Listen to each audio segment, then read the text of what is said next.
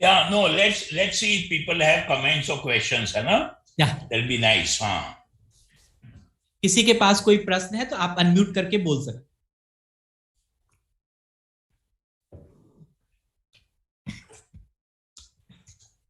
Anyone, anything?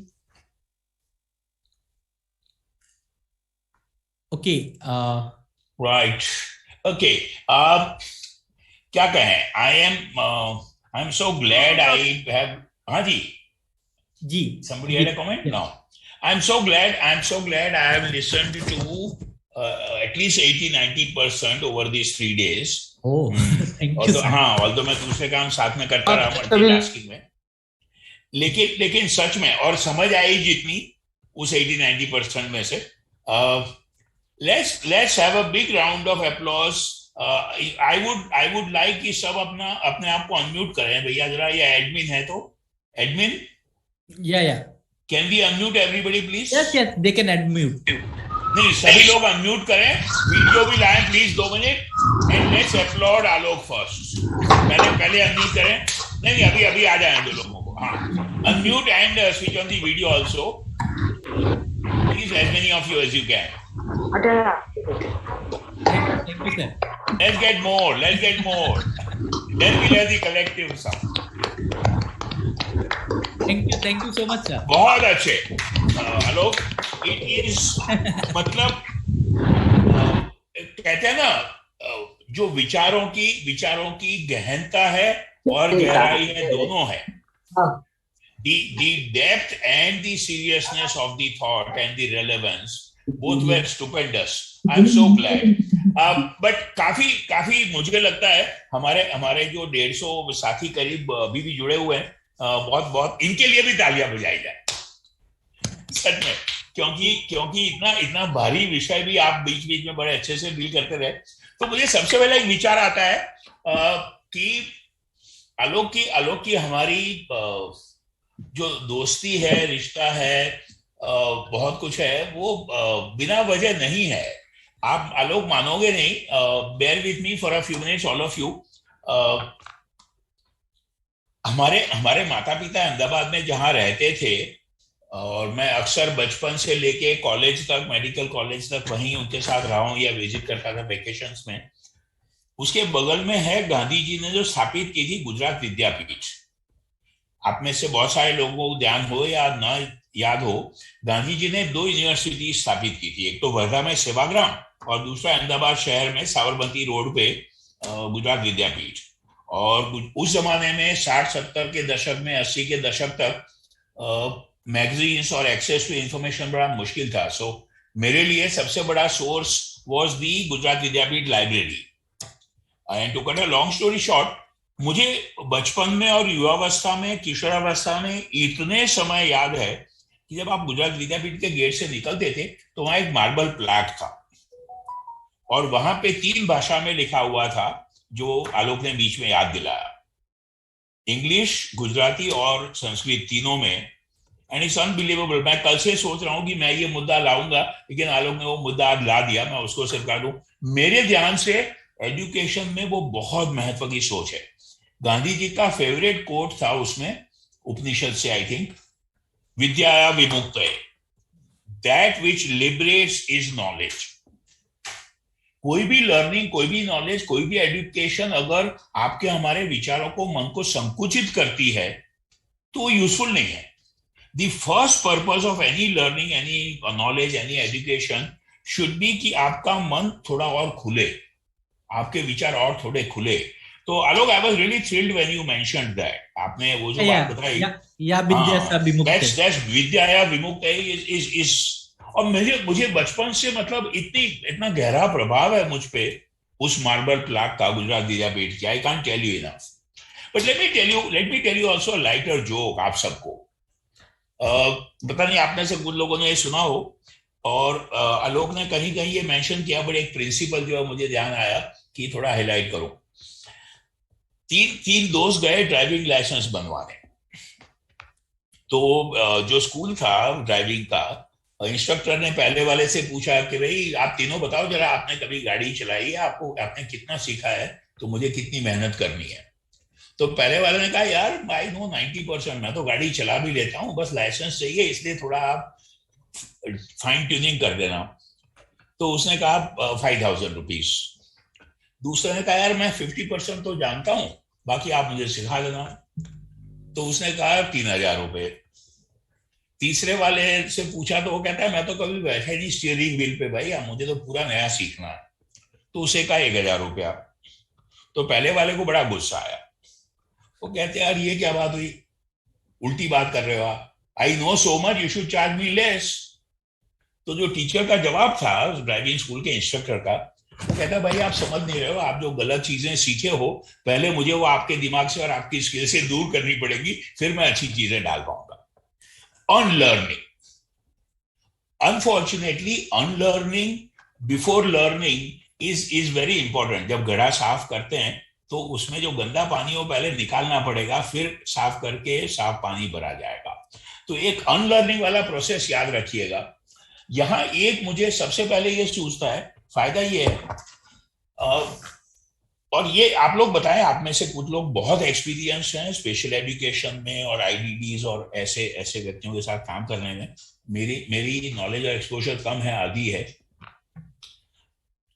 मुझे विचार आता है कि फॉर्चुनेटली, खासकर जो आज आपने बातें कही आलोक, जो फंक्शनलिज्म की और वो बातें हैं,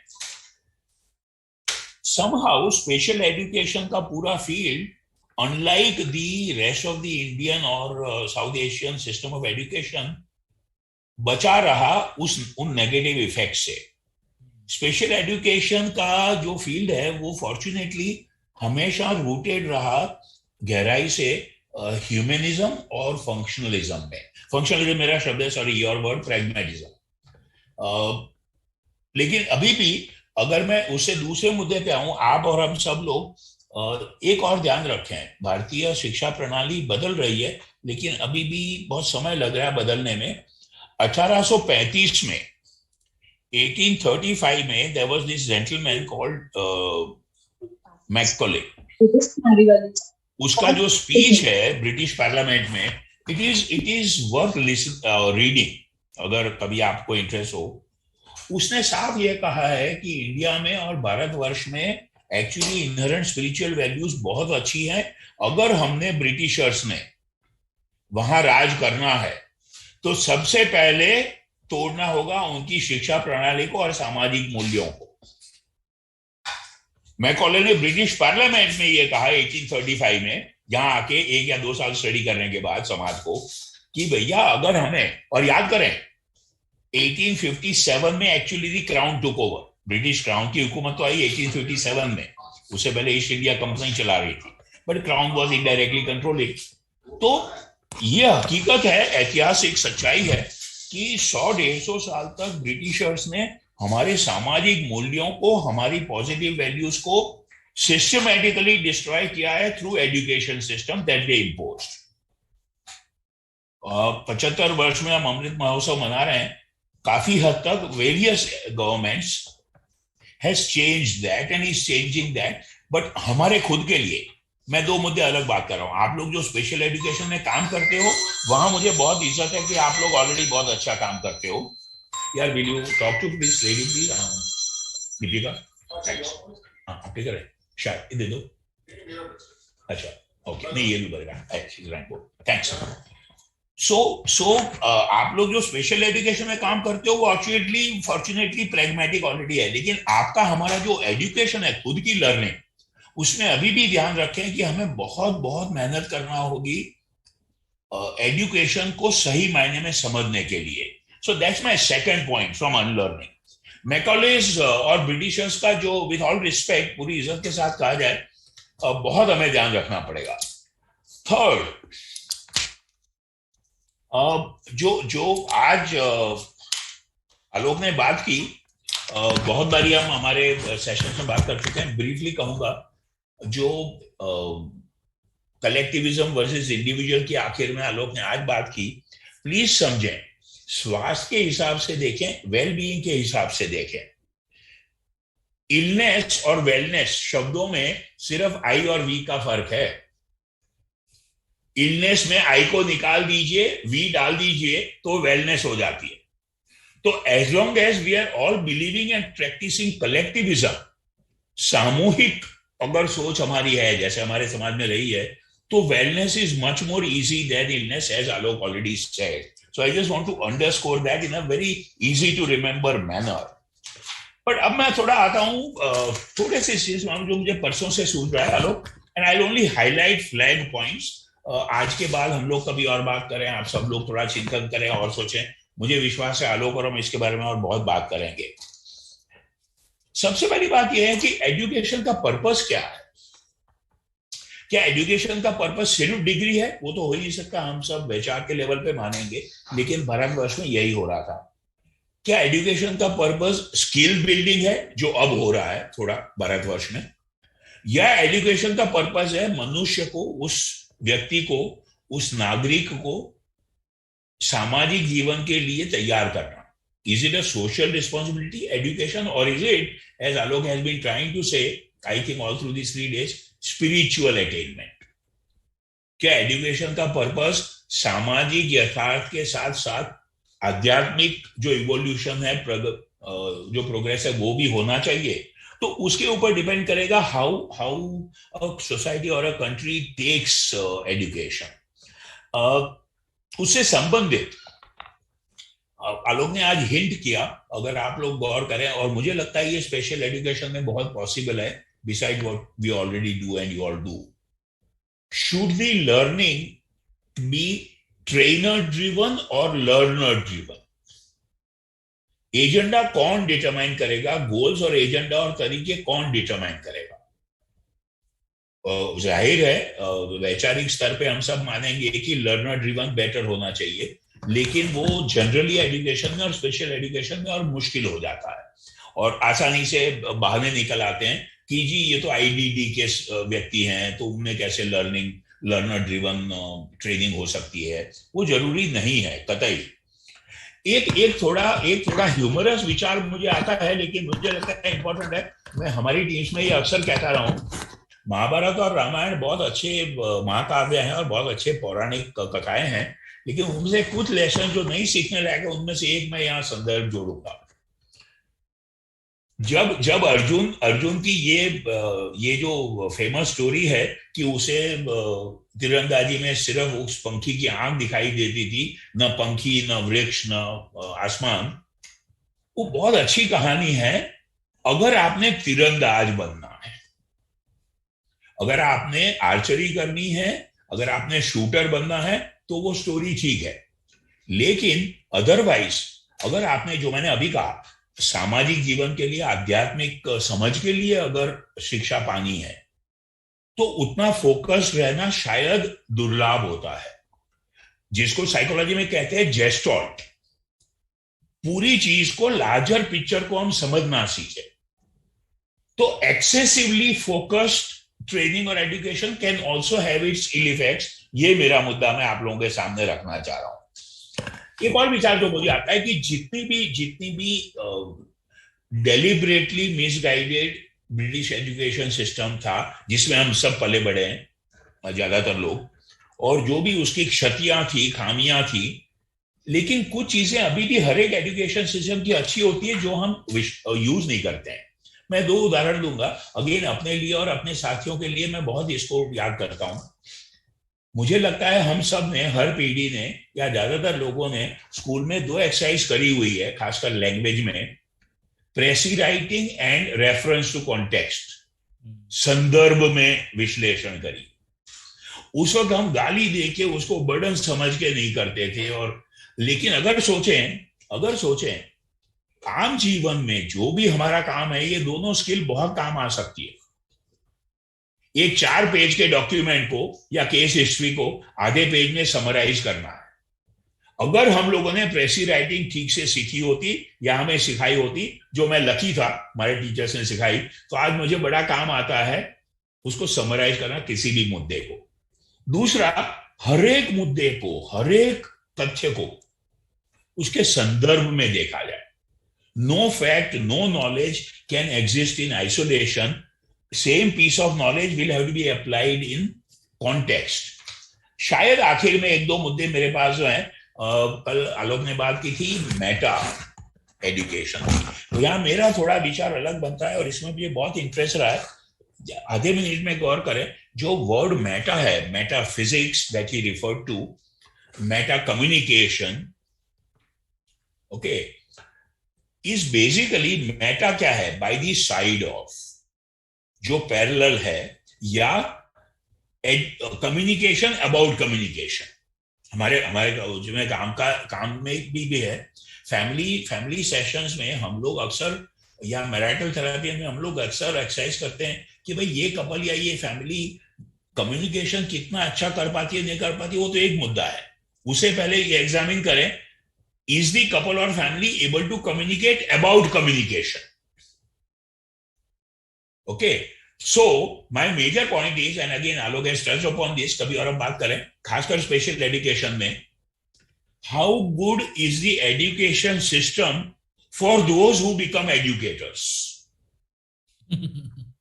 तो एजुकेशन सिस्टम कितना अच्छा है for those who are going to become trainers. और ये शायद अभी हमें स्पेशल एजुकेशन में, मतलब आलोक और एनआईएमएच सिकंदराबाद और बहुत सारी एजेंसी बहुत अच्छा कर रही है, लेकिन मुझे लग रहा है कि ये एक मेटा एजुकेशन बड़ा इंपॉर्टेंट कॉन्सेप्ट है।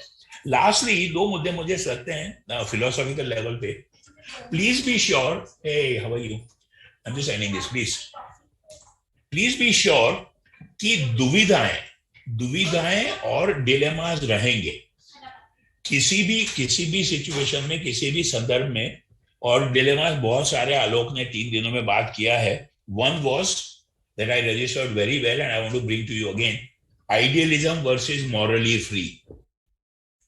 और वो जैसे एक एग्जांपल है, ऐसे बहुत सारी दुविधा रहेंगी। और आखिर में शायद self awareness, again Alok touch upon it today, please गौर करें कि हर एक व्यक्ति के लिए, लेकिन खासकर जो नॉलेज या स्किल इम्पार्ट करने वाला है, ट्रेनर है, टीचर है, एजुकेटर है, डॉक्टर है, हेल्पिंग प्रोफेशनल है, काउंसलर है, और हमें से बहुत सारे लोग ये सब कुछ करते हैं।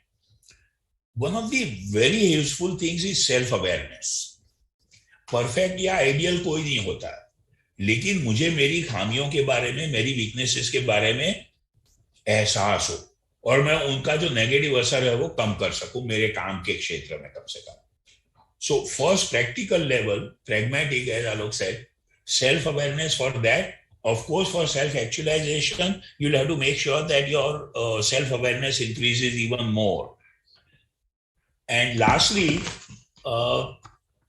आज बहुत अच्छा हुआ है 3 दिनों में कि आलोक ने ये चीज छेड़ी है, एजुकेशन एंड फिलोसॉफीज।